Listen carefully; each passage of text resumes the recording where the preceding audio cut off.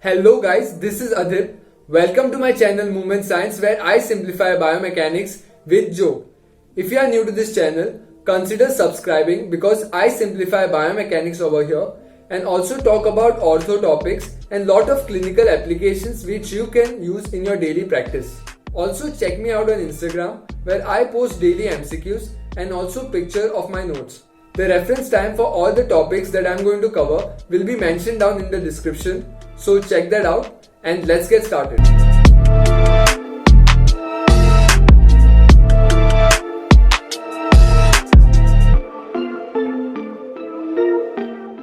In this video, we will discuss the metatarsophalangeal joint structure. We will discuss the condylar joint, its structure, the sesamoid bone which is present at the head of the first metatarsal. We'll look at the pathologies and then finally we will see the stabilizing structures around the metatarsophalangeal joint. So to begin with, it is a condyloid joint and the metatarsal is a convex whereas the phalanges are concave. So if you look at the joint over here, the metatarsal is a convex shape and the phalanges have a concave surface. So this is a somewhat condyloid joint and the movement that occurs at this joint is flexion, extension as you can see, and from top abduction and adduction.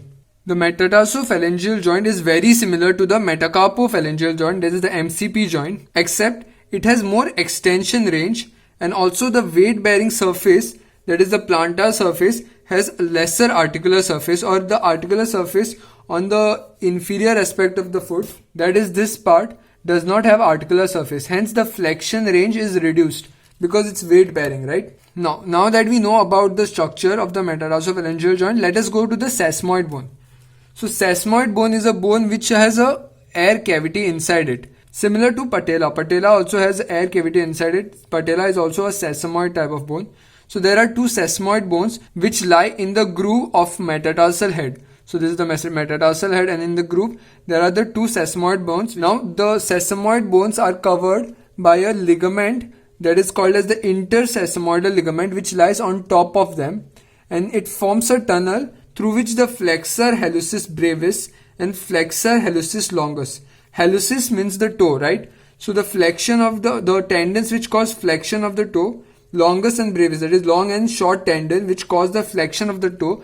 So if you look at the groove over here that is formed by the two sesamoid bones, these tendons pass through the groove. The flexor hallucis brevis passes underneath the intersesamoidal bone, whereas the flexor hallucis longus, it passes over it. Triangular mass is formed by the ligament and they provide the stability to this and also protection to the tendons. So one of the function of the sesamoid bone is it acts as a pulley, like how patella acts as a pulley at the knee joint. Again, the sesamoid bone acts as a pulley to increase the momentum and increase the efficiency of the flexor tendons. Now, pathology related to sesamoid bone is when there is excessive extension that is occurring at the metatarsophalangeal joint. It causes chronic instability in long run, which can cause MTP joint deformity. The sesamoiditis is also caused, that is the inflammation of the sesamoid bones during jumping and also is commonly seen in gymnasts. Now this can be treated by immobilization, that is a conservative method mostly, and if it still does not work you can also use taping. Sometimes taping can help, and also orthotics are commonly used to reduce some weight bearing force on the sesamoid bone. So now that we know the structure of the metatarsophalangeal joint and the sesamoid bone and the pathology related to it, let us move on to the stabilizing structure of the metatarsophalangeal joints. So talking about the stability, there are major four elements which come into play when we talk about the metatarsophalangeal joint stability.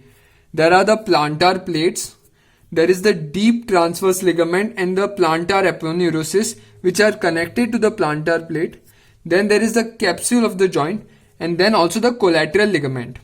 The plantar plates are basically fibrocartilaginous structure which connect the lesser toe to the base of the proximal phalanx. These are connected to the metatarsals by the plantar plates. The plantar plates is also connected to the deep transverse ligament which runs on them.